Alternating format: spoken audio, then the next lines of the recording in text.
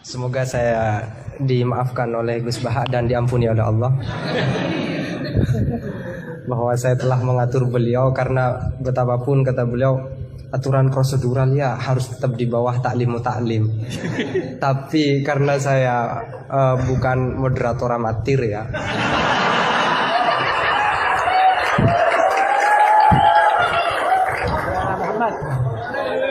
jadi karena bukan moderator amatir, saya pakai yang satunya, bahwa akhlak itu harus di bawah hukum. Dan dalam konteks musyawarah ya moderator adalah kekuasaan tertinggi.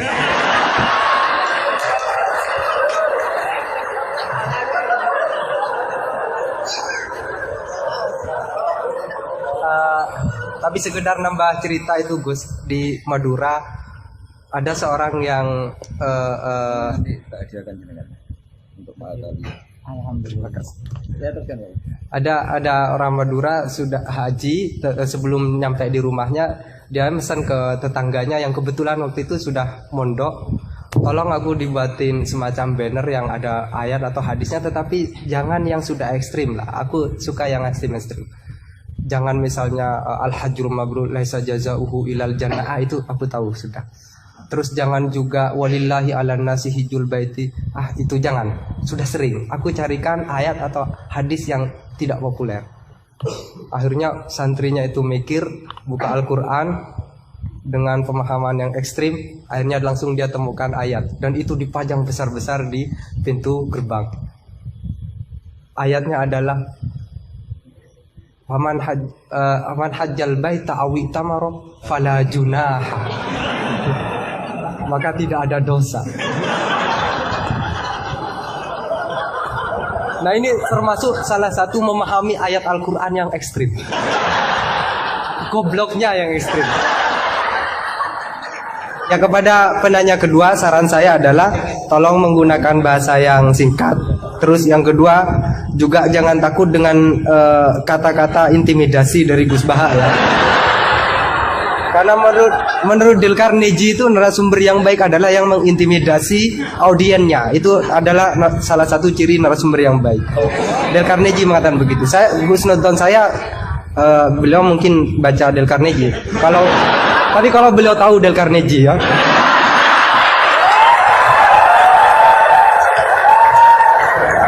Ya, silakan Saudara Husain. Assalamualaikum warahmatullahi wabarakatuh. Nama saya Ahmad Husain dan siap dikatakan goblok karena bertanya.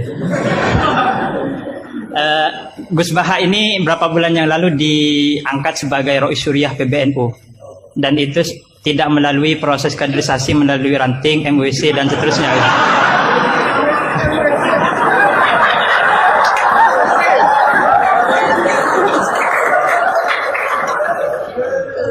Padahal Ustadz Khairuddin ini di sini paling alim, tapi beliau masih jadi MWC gitu.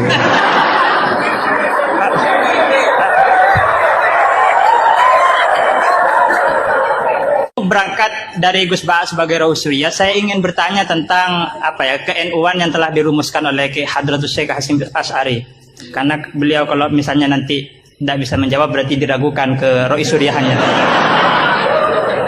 Oke. Di dalam risalah atau konun asasi Jam'iyah Nahdlatul Ulama disebutkan bahwa secara keagamaan NU menggunakan sistem bermazhab atau mazhub. Serius ini Gus. Yang pertama dalam akidah, terus fikih dan tasawuf. Nah, dalam fikih misalnya NU menganut Abu Hanifah, terus Malik bin Anas, Muhammad bin Idris Asy-Syafi'i yang lahir tahun 154.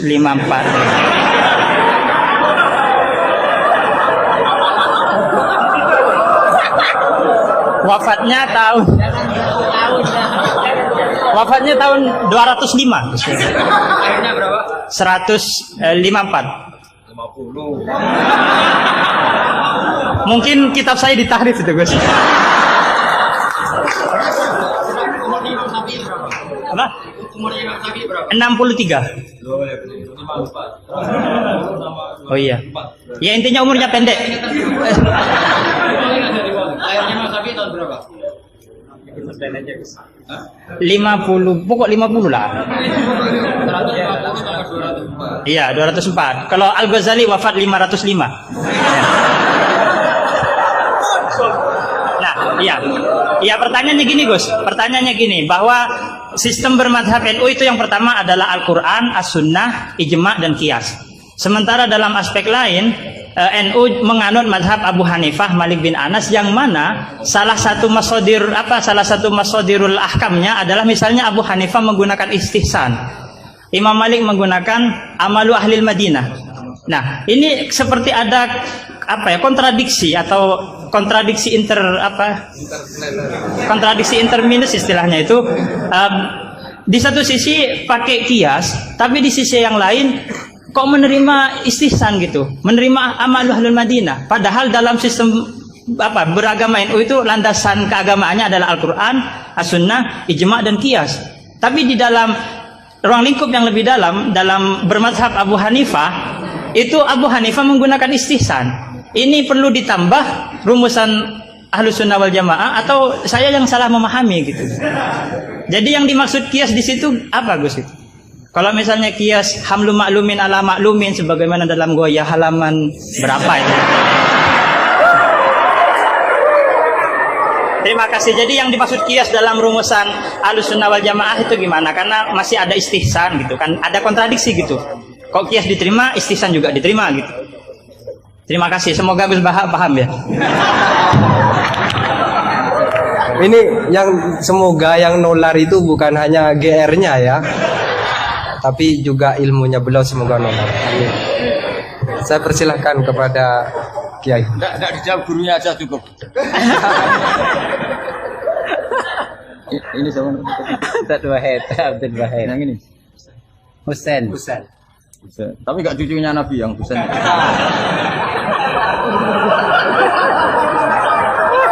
Karena ini juga Husain ya. Husain juga. Ini Husain juga. Husain. Ya. Kata ini budaknya.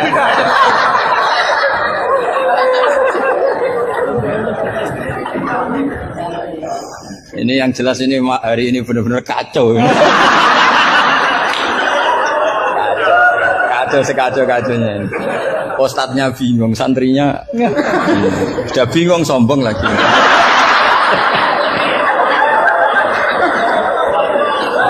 Yang boleh sombong tuh yang sudah ada bingung-bingung. Tapi agak apa-apa, saya maafkan ya, memang itu satu-satunya cara dia untuk menang gitu. Ya. Saya jawab tadi yang dari Ustadz Asrar, itu yang penuh misteri mana Asrar. Asrar itu maknanya kan banyak rahasia, itu terjemahan bebasnya penuh misteri.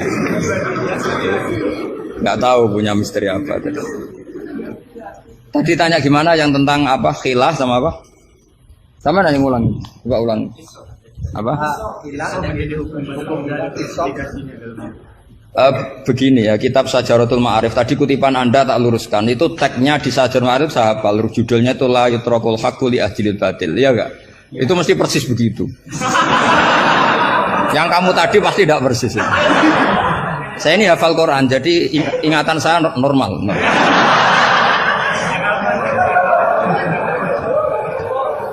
Terus berhalanya namanya apa? Saya ingat kalau berhala yang di Sofa dan Marwah, Isaf dan Nailah. Kamu enggak ingat? Enggak ingat apa dah? Gitu kok jadi guru.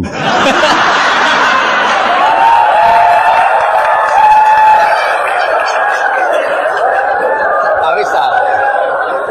Jadi maksudnya itu mungkin jadi gurunya sah karena muridnya lebih bodoh.